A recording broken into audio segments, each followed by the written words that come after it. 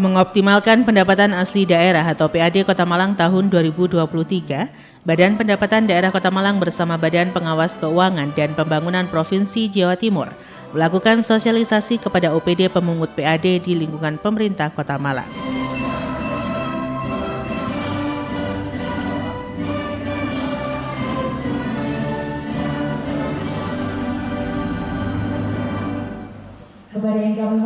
Acara yang berlangsung di salah satu hotel di Kota Malang ini diikuti oleh puluhan peserta dari OPD pemungut PAD. Puji dan syukur marilah kita panjatkan atas kehadirat Tuhan Yang Maha Esa.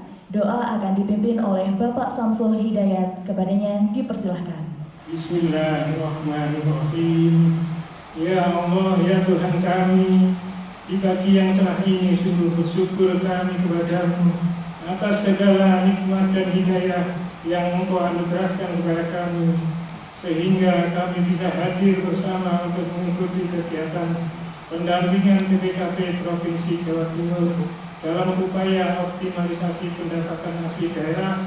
Bapak Ibu hadirin yang kami hormati, selanjutnya adalah sesi materi yang akan disampaikan oleh Inspektur Daerah Kota Malang. Kepada yang kami hormati, Bapak Dr. Andes Mulyono MSI, disilahkan. Bapak Ibu, terkait dengan optimalisasi pendapatan asli daerah, karena itu betul. Kalau pembangunan daerahnya betul, itu akan menjadi perangsang pertumbuhan ekonomi. Mohon hati-hati dengan itu. Pembangunannya bisa jadi tinggi, tetapi pertumbuhan ekonominya belum tentu bisa tinggi. Sebelum pembukaan, acara terlebih dahulu diawali dengan pemberian materi oleh Kepala Inspektorat Kota Malang Mulyono. Iya, itulah lalu kenapa pendapatan per kapita masuk di dalam Human Development Index. Tetapi, jangan perhatikan dulu, kalau tidak sampai di sana tidak bisa. Harapannya pertumbuhan ekonomi tinggi, PAD naik. Pendek saja, Bapak Ibu, tren kelompok pendapatan data yang paling akhir yang dirilis 2019 kita itu ya seperti itu saja. Gabungan antara provinsi dengan kota seperti itu, tetapi provinsinya sendiri, kotanya sendiri, ya seperti itu, garis yang biru itu. Naiknya tidak tinggi-tinggi amat. Karena itu, pendapatan asli daerah lalu dikeroyok semua ini untuk bisa didorong menjadi lokomotif. Tidak hanya Kota Malang yang butuh itu, provinsi butuh, lalu Kementerian Keuangan, lalu Kemendagri, Bappenas, Menko, KPK dan BPK juga sama. Kita berada di desa yang sama yang namanya dunia. Hanya keluarganya Indonesia seperti apa, keluarganya Cina seperti apa, keluarganya Amerika seperti apa. Itu saja. Jangan dikira mereka lebih punya daya saing karena menguasai teknologi sinau. Akhirnya kalau mau saya mau payu apa dalam YouTube, YouTube rumah Yuja, ekonomi paino, udah terus begini. Ya, kekuatan kita di mana? Ya, ngomong nikel aja sampai dengan sekarang juga belum selesai. Belum lagi kalau baca berita, itu Cina sekarang punya kandungan logam baru yang sering disebut dengan kandungan logam tanah jarang. Itu sangat mengerikan.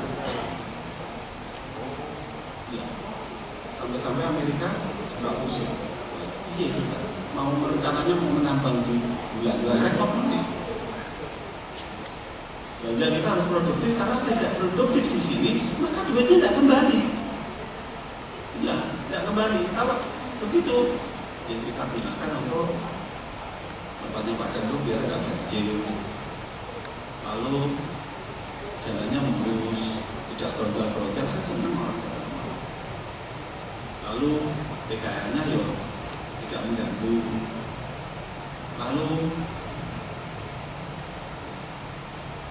itu yang mau kita tuju. Jadi kalau kita bicara optimalisasi pendapatan asli daerah, tidak hanya bicara kita kejar duit, tapi bagaimana duit digunakan. Itu juga akan berpengaruh terhadap mengoptimalkan itu. Ini tidak bisa satu sisi. Oke, lanjut. Bapak Ibu, framework-nya desentralisasi fiskal itu seperti ini. di Undang-Undang 1 2022. Kita harus paham ini dulu. Apa itu? Bahwa kita itu harus ada yang namanya dua-duanya dipakai. Prinsip manifold function dan manifold program. Dulu kita pakai manifold function saja, meskipun ternyata programnya tidak ditinggal, tetapi agak diabaikan. Kemarin waktu undang-undang kesehatan belum diubah, itu jatahnya kesehatan 10%. Ya, 10%. Teman-teman bayangkan begini, kita punya duit 100%. Pendidikan berapa? 20%. Ya, 20% tuh ya. Kesehatan 10%. Lalu infrastruktur berapa? 40%. Ini nih, kalau itu yang terjadi, pengeluarannya panjangnya, belanjanya panjangnya tidak produktif, dan itu tidak bisa membantu optimalisasi pendapatan asli. Itu saja masalahnya. Framework-nya ini harus kita pegang. Kalau enggak bisa. Ya kenapa enggak bisa? Ya, karena duitnya enggak balik. Duitnya loss terus. Ya. Ini bicara daya saing loh ya. Akhirnya akan bicara itu. Makanya kayu tangan elitis didorong, alun-alun Tumber ini cantik kan, dipercantik, lalu mana lagi itu dalam rangka sesungguhnya dalam rangka mendorong daya saing kita. Bapak Ibu, panjenengan itu tertarik dengan 4 hal sesungguhnya. 1, besar kecil. Yang 2, warna. Yang ketiga, cahaya. Itulah kenapa lalu Bapak Ibu didorong untuk melakukan transformasi digital. Administration dan compliance cost harus dikurangi. Restrukturisasi jenis pajak sudah diperbaiki. Reklasifikasi pajak dari 16 menjadi 14. Aturannya sudah. Bapak Ibu memperluas basis pajak. Saya baru teringat ada kata option itu ya karena ini. Belajar pertama kali di tahun 91 itu saya lupa kalau ada istilah option. Begitu dimunculkan kata option, saya baru ingat pungutan tambah. Kalau di dalam ilmu keuangan tidak susah. Tetapi kalau itu dimunculkan kembali, itu sebetulnya menghilangkan kata bagi hasil pajak berprinsip dengan kita. Bapak Ibu hadirin yang kami hormati, selanjutnya marilah kita ikuti bersama-sama laporan kegiatan yang akan disampaikan oleh Kepala Badan Pendapatan Daerah Kota Malang. Setelah penyampaian materi oleh Kepala Inspektorat, kemudian dilanjutkan dengan pembukaan. Berdasarkan amanah Undang-Undang Nomor 1 Tahun 2022 tentang hubungan keuangan antara pemerintahan pusat dan pemerintahan daerah, pendapatan asli daerah atau PAD adalah pendapatan daerah yang diperoleh dari pajak daerah, retribusi daerah.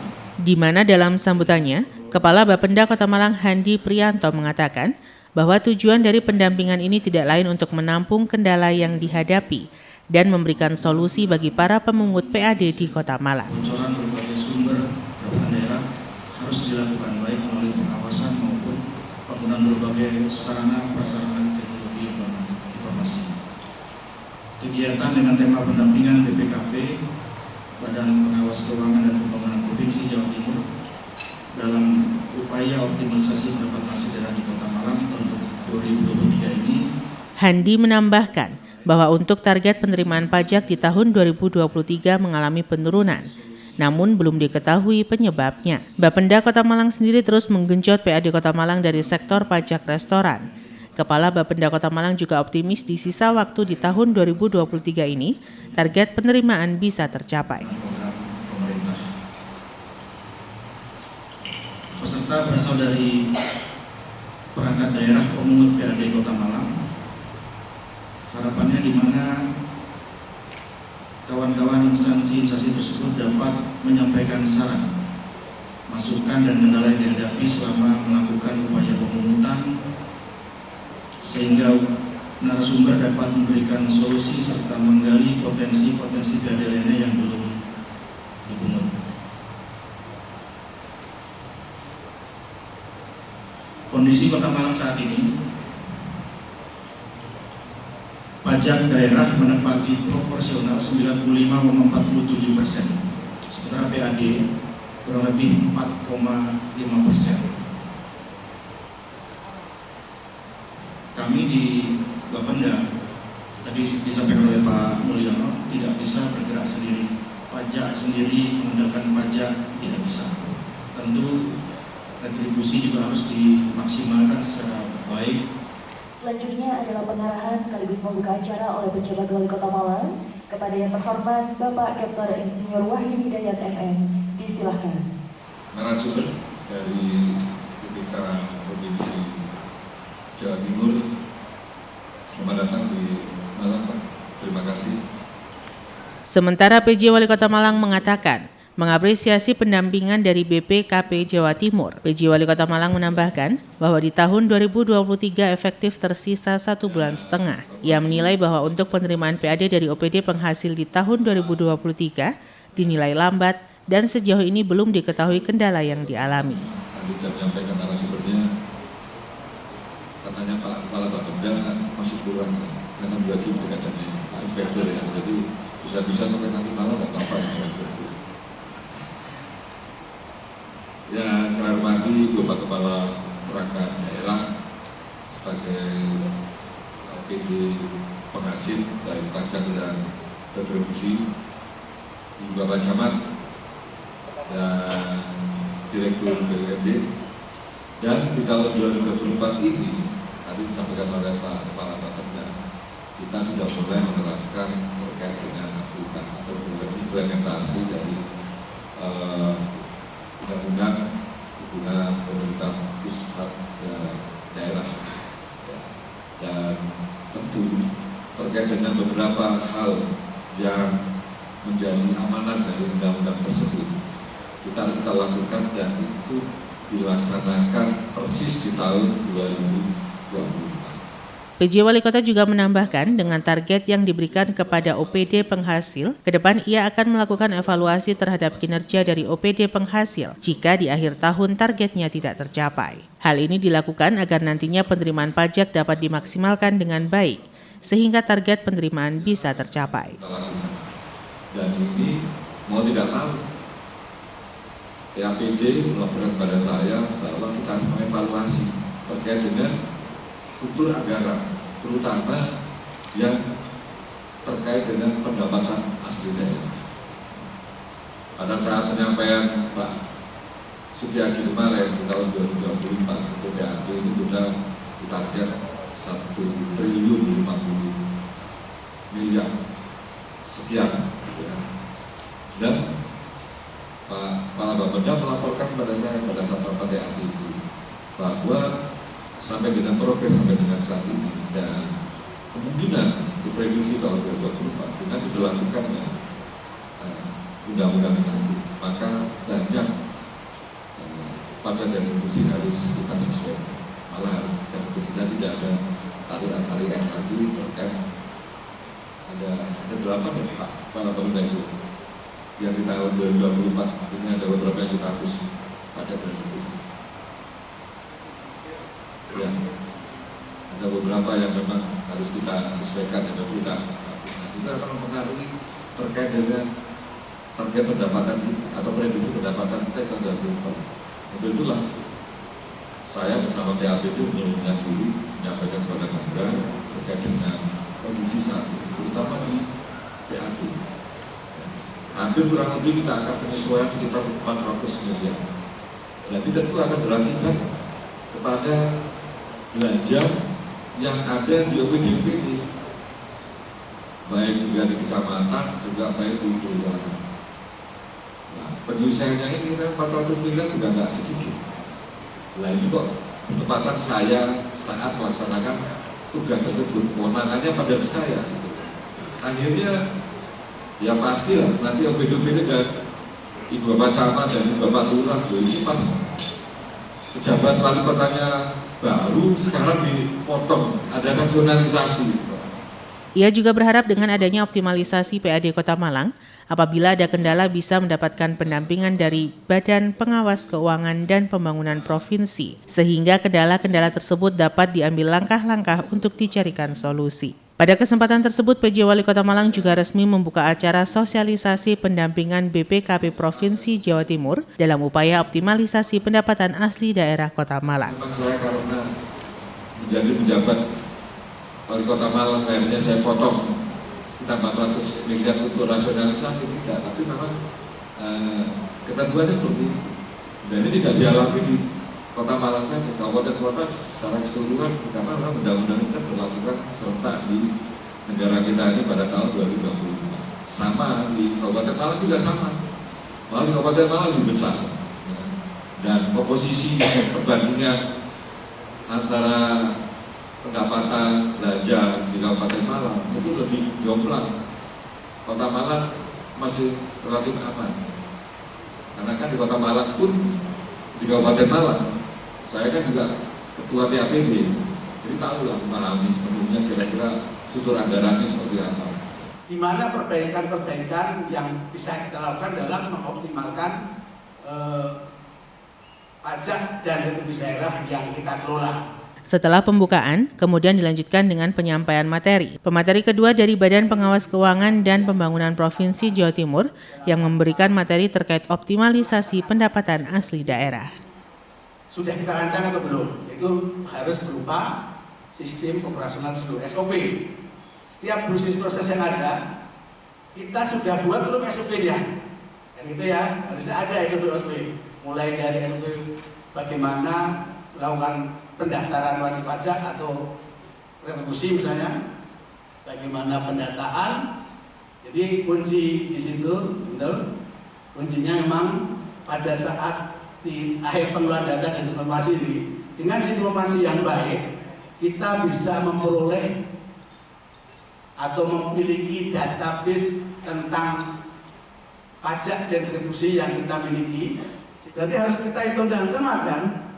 Karena rumusnya, kalau anggaran belanja itu jumlah yang maksimal boleh dikeluarkan, kalau pendapatan itu kalau kita targetkan jumlah minimal yang harus kita capai.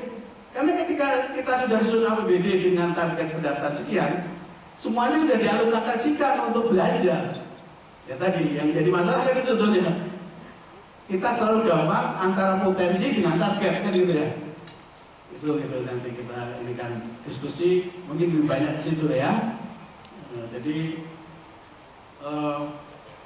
yang menjadi beban bagi petugas atau pemungut yang dibebani PAD itu harus bisa merancang atau menganggarkan jumlah yang minimal dicapai. Ya, nanti nilai kinerjanya sebetulnya ada dua sebetulnya. Capaian dibanding target dan capaian dibanding potensi kan gitu. Itu kan jadi kinerja. Ketika potensi sudah kita hitung dengan asumsi-asumsi, kita hanya berani, kita bisa menargetkan 1% ataupun 80% atau yang bagus kan 100% dari potensi kita targetkan gitu. Tapi apakah berani dengan kondisi kan gitu ya? Khususnya kalau retribusi misalnya. Tadi saya sampaikan di sambutan saya, jadi memang ini kan kita hanya tinggal efektif 1,5 bulan. Ya. Dengan lancarnya acara ini, mudah-mudahan kita bisa menggenjot. Dan tadi juga saya minta bahwa terkait dengan OPD penghasil, baik pajak dan retribusi, saya akan menilai terkait dengan target ini karena menurut saya masih sangat lambat sekali. Nah, beberapa kendala-kendala tadi kan sudah disampaikan juga. Nah, ini mudah-mudahan dalam 1 bulan depan itu harus bisa diminimalisir. Dan upaya-upaya nanti yang akan dilakukan OPD penghasil itu akan menjadi salah satu penilaian saya terhadap kinerja. Ya. Ini sudah kita lakukan juga di Kabupaten Malang, kita melihat. Jadi kalau memang sampai dengan nanti akhir tahun tidak tercapai dan persentasenya masih tinggi, evaluasi kinerja ini akan saya lakukan, dan itu sudah saya buat surat, dan upaya-upaya dan solusi yang dilakukan termasuk juga proposan. Kalau memang tidak ada upaya seperti itu berarti pengajaranya akan ya dia tetap saja biasa saja, padahal mereka kan dapat TPP-nya kan tinggi. Nah itu TPP ini bagi bagian kinerja untuk bisa meningkatkan kreativitas dan inovasi dari OPD-OPD. Apa menjadi kendalanya sebenarnya Pak Wali? Nah ini yang nanti kita akan evaluasi. Saya harapkan nanti dalam acara hari ini ada kendala-kendala. Nah nanti bisa ada pendampingan juga kan dari BPKP supaya nanti kendala-kendala tersebut, kadang-kadang kan ini ada ketakutan dan lain-lain ya, dan upaya-upaya yang dilakukan. Nah ini yang belum terlaksana. Nah ini mudah-mudahan dalam rapat ini sudah ketemu, dan kita masih ada 1,5 bulan lagi mereka akan bisa genjot. Target PAD di tahun 2023 ini 834 ke pajak ya. Retribusinya ini yang harus kita genjot di retribusi 50. Nanti kita genjot. Jadi nanti hasil dari ini kita akan lihat. Nanti saya minta Pak Kepala Bapeda melaporkan pada saya nanti OPD-OPD mana yang masih sangat, tadi sudah disampaikan ada beberapa sambutan saya, tapi nanti ini lanjutnya itu akan saya periksa. Nanti evaluasinya bagaimana Pak dan proses? Jadi bagian dari kinerja. Jadi tadi sudah saya sampaikan bahwa terkait dengan targetnya diskusi, mereka tidak bisa menjadi hambatan. Ya, mereka sudah dapat TPP. Jadi kalau memang belum sesuai dengan target ini kan sudah sepakatan mereka. Dan sekarang sudah bulan keberapa. Nah itu yang menjadi evaluasi kinerja. Pak Wali, beberapa wajib pajak seperti hotel dan resto juga ada yang diduga melakukan manipulasi pajak. Ya ini kan masih dugaan ya. Kita juga harus melihat bahwa penyebabnya itu apa. Nanti kalau memang itu terbukti bahwa ini memang ada manipulasi, ya kita akan berikan sanksi. Tapi kalau memang ini untuk kita menyelesaikan, kan ini kan harus ada namanya ini dari pihak ya masih bersama, kita akan melihat kayak duga-duga supaya ini ada efek jerah bagi yang lain bahwa kita harus tegas terkait dengan hal tersebut.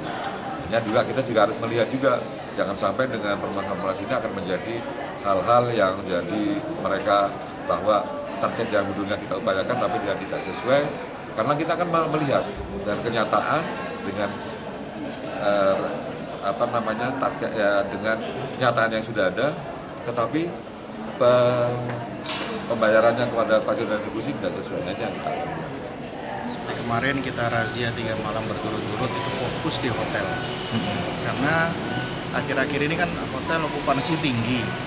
Orang kesulitan cari kamar hotel di Kota Malang, baik weekend maupun weekday. Cara ngeceknya kan gampang, buka Traveloka, lalu ketik ke situ butuh kamar 10 misalkan. Pasti akan muncul tulisan kalau sisa 5 pasti akan tertulis sisa kamar kami 5, sisa kamar kami 2. Cara ngeceknya kan gampang. Nah, lalu dikomparasikan dengan setoran pajaknya, ini kan tidak berimbang. Nah, kemarin kebetulan juga pas ada BPK, sehingga beberapa hotel dilakukan sidak untuk melihat kepatuhan penggunaan alat detek di hotel. Jadi yang kita sidak adalah bukan transaksi hari itu. Kayak tadi ini juga Pak, staf saya salah memberikan penjelasan, okupansi tidak 80% tapi 30%. Monggo saja, tidak ada masalah.